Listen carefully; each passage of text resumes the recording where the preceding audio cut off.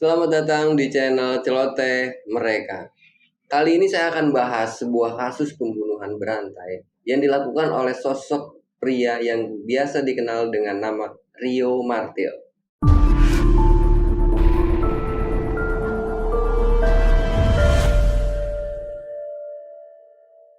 Antonius Rio Alec Bulo alias Rio Martil, seorang pria kelahiran Kabupaten Sleman, Yogyakarta, yang lahir pada tanggal 2 Mei tahun 1978.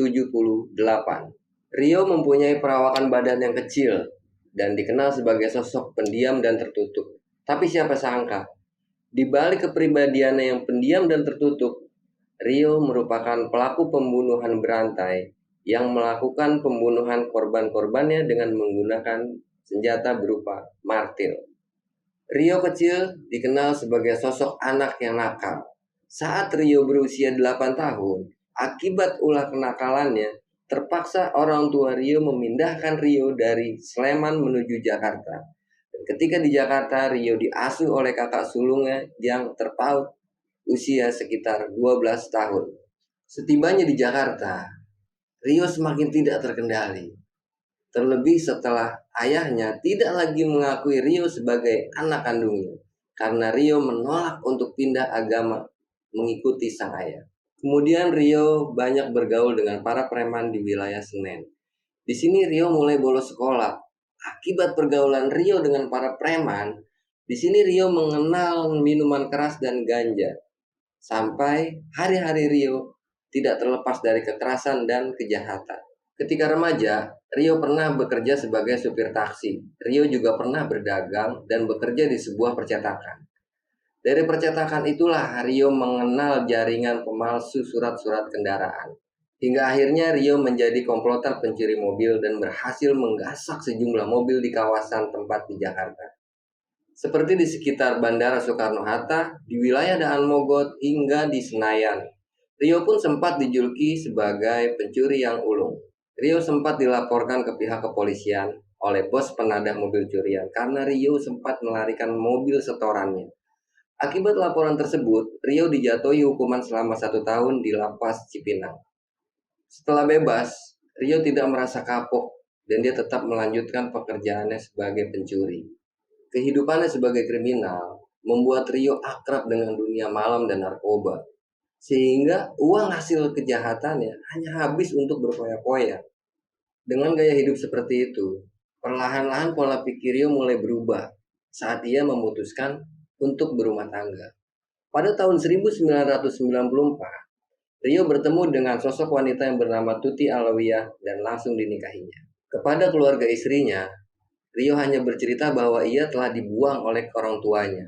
Dan hingga saat ini, Rio pun nggak tahu di mana keberadaan orang tuanya. Di mata mertuanya, Rio dikenal sebagai sosok yang sopan, karena dia selalu bersalaman dan mencium tangan mertuanya ketika hendak pergi keluar rumah. Dari hasil pernikahannya, Rio memiliki 3 orang anak, 2 orang perempuan dan 1 anak laki-laki. Rio pun dikenal sebagai sosok ayah yang sayang terhadap anaknya. Namun, siapa sangka, sikap dia di luar rumah sungguh berbeda. Target pertama Rio yaitu kota Surabaya. Di Surabaya, Rio menggunakan modus menginap di sebuah hotel dan menyewa sebuah mobil. Dengan niat ia ingin membawa kabur mobil tersebut setelah Rio menerima kuncinya. Namun sayangnya, dari pihak rental mewajibkan untuk memakai supir dari rental tersebut. Di sini pun Rio tidak mau rugi karena dia sudah mengeluarkan biaya hotel. Akhirnya Rio mengiyakan syarat tersebut. Ketika melewati jalan yang sepi, Rio meminta untuk segera menepi.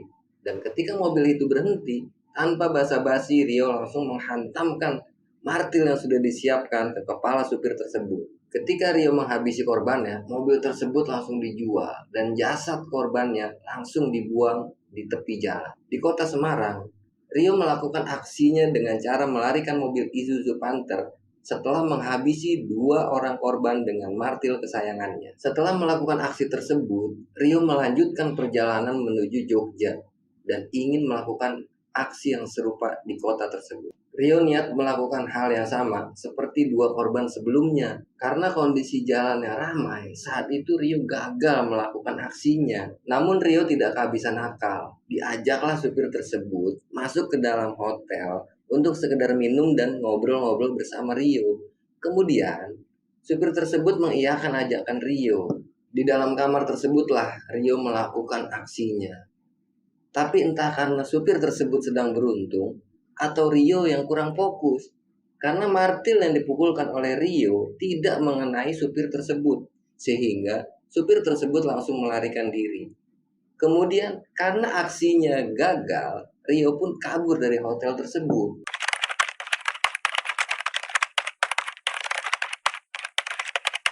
Rio tiba di Banyumas dan menginap di Hotel Rosenda, kamar nomor 135. Di hotel tersebut, Rio menyewa mobil Kijang LGX dengan plat nomor R7078EA, yang mana pemilik rental tersebut yang menjadi supirnya saat itu. Pemilik rental ini bernama Pak JJ Suraji. Pak JJ ini bekerja sebagai pengacara yang menjalankan bisnis rental mobil. Saat di dalam mobil, Rio berbicara panjang lebar tentang minatnya untuk menanam modal di bisnis perumahan Batu Raden sambil menunggu momen yang tepat untuk melakukan aksinya. Namun lagi-lagi di situ Rio gagal melakukan aksinya karena situasi saat itu sedang ramai. Kemudian Rio pun mengajak Pak JJ untuk ngobrol-ngobrol di dalam kamar.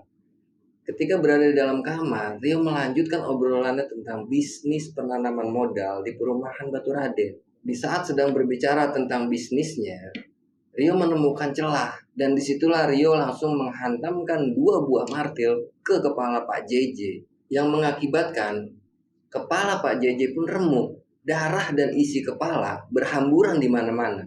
Kemudian Rio mengambil spray dan selimut untuk mengelap noda darah yang ada di tangannya, sekaligus untuk menutupi tubuh korbannya. Tak lama setelah itu, Rio langsung mengemasi barang-barangnya dan juga mengambil kunci mobil serta jam tangan korbannya. Di saat melewati resepsionis, resepsionis pun curiga karena Rio keluar kamar hanya sendiri. Padahal resepsionis tersebut tahu kalau Rio itu masuk ke kamar bersama Pak JJ. Rio pun sempat dipanggil oleh resepsionis, tapi Rio tidak menghiraukan panggilan tersebut. Malah Rio bergegas masuk ke dalam mobil milik Pak JJ yang telah disewanya. Di saat itu petugas hotel merasa curiga terhadap Rio. Dan petugas hotel pun berhasil menahan Rio sebelum masuk ke dalam mobil. Namun di situ Rio melakukan perlawanan yang membabi buta kepada petugas tersebut, sehingga terjadilah kegaduhan dan memancing orang-orang di sekitar untuk datang menghampiri dan meringkus Rio. Mereka mengira Rio adalah maling, hingga akhirnya Rio dikeroyok hingga wajahnya babak belur. Saat itu, petugas hotel yang tersadar bahwa di lokasi tersebut tidak ada Pak JJ langsung segera bergegas menuju kamar 135 dan membuka pintu kamar dengan kunci cadangan. Ketika pintu kamar dibuka, petugas hotel langsung melihat Pak JJ yang sudah tidak bernyawa dengan keadaan tertutup oleh spray dan kepala yang hancur serta noda darah yang berceceran di mana-mana. Pegawai hotel langsung menghubungi Polsek Batu Raden. Pihak kepolisian langsung tiba di lokasi dan memeriksa TKP. Tidak disangka bahwa pelaku pembunuhan yang terjadi di wilayah mereka itu adalah Rio, seorang buronan yang dicari oleh pihak kepolisian di wilayah Jawa. Antonius Rio Alekbulo menjalankan persidangan di Pengadilan Negeri Banyumas tanpa dihadiri oleh pihak keluarga. Rio didakwa melakukan tindak kejahatan yang menyebabkan kematian dan pembunuhan berencana karena dia telah menyiapkan dua buah senjata, yaitu martil. Kejahatan Rio bertambah karena setelah membunuh para korbannya, Rio juga mengambil harta milik korbannya dan sudah diketahui bahwa Rio telah menghabisi 3 korban di 3 kota yang berbeda. Pada tanggal 14 Mei 2001, berdasarkan bukti-bukti yang didapat oleh pihak kepolisian, Rio dijatuhi hukuman vonis mati. Setelah vonis dijatuhkan, Rio menjalani hukuman di Lapas Kedung Pane, Semarang. Hingga akhirnya Rio dipindahkan ke Lapas Nusa Kambangan bersama kasus bom Bali 1, Amroji, Muklas, dan Abdul Aziz alias Imam Samudra. Lapas Nusa Kambangan yang terletak di wilayah selatan Cilacap ini merupakan lapas yang terkenal dengan narapidana yang menjalani hukuman berat bahkan sampai hukuman mati. Di lapas inilah Rio mengenal sosok Iwan Julkarnain, mantan pegawai PT Pos Indonesia yang terjerat kasus korupsi pajak senilai 42 miliar yang divonis hukuman selama 16 tahun penjara. Sosok Iwan pula lah yang menuntun Rio untuk belajar membaca Al-Quran. Hidup di dalam penjara membuat Rio banyak beribadah, sampai-sampai Rio sempat memiliki beberapa buah kitab suci Al-Quran. Kabarnya, Rio tidak pernah lupa untuk menjalankan sholat wajib, bahkan sampai sholat malam. Namun, ketenangan itu tidak berlangsung lama. Pada tanggal 2 Mei 2005, Lapas Nusa Kambangan digemparkan dengan penemuan jasad Iwan yang telah tewas di dalam sel dengan kondisi yang mengenaskan, tulang tengkorak retak dan kulit kepala robek sepanjang 5 cm dan lebar 0,5 cm. Tampaknya Iwan mati dibunuh oleh seseorang dengan cara kepala dibenturkan ke dinding. Tudingan tersebut langsung menuju ke arah Rio karena saat itu penghuni sel hanya diisi oleh 3 orang. Awalnya Rio berkelit. Polisi sampai harus melakukan proses mendalam terhadap noda-noda darah yang ada di sarung miliknya. Dengan adanya interogasi yang dilakukan oleh pihak kepolisian, akhirnya Rio mengaku telah membunuh Iwan lantaran kesal. Kejadian itu berawal pada malam hari sekitar pukul setengah 10 malam. Saat itu, Rio memanggil Iwan untuk mengajarinya mengaji. Tapi kegiatan tersebut terganggu lantaran saat malam itu hujan sangat deras dan atap bocor hingga air masuk menggenangi lantai. Dengan sigapnya, Iwan langsung mengepel lantai, sementara Rio hanya duduk-duduk santai di atas dipan. Saat itulah Iwan sempat mengucapkan kata-kata yang menyinggung perasaan Rio. Merasa tersinggung, Rio langsung menyerang. Iwan dibekap dengan sarung dan mulutnya disumpal dengan kain. Kemudian kepalanya dibenturkan ke dinding hingga berkali-kali. Suasana sel saat itu sangat gaduh, tapi petugas tidak mendengar kegaduhan tersebut lantaran hujan yang cukup deras. Sempurna sudah kejahatan yang dilakukan oleh Antonio Rio Alec Bulo alias Rio Martil. Pada tanggal 1 April 2008, Rio dibawa ke hadapan regu tembak. Tak banyak komentar yang keluar dari mulutnya menjelang eksekusi mati. Sesaat setelah eksekusi mati itu dilakukan, beberapa media memberitakan bahwa adanya penolakan pemakaman jasad Rio yang dilakukan oleh beberapa warga di Kelurahan Berko, Purwokerto. Hingga akhirnya kejaksaan berhasil menemukan tempat pemakaman di TPU Sipo, Desa Kejawar, Kecamatan Banyumas, di blok makam orang-orang yang tidak dikenal. Sampai sinilah kisah cerita Rio Martil. Sampai ketemu lagi di video selanjutnya.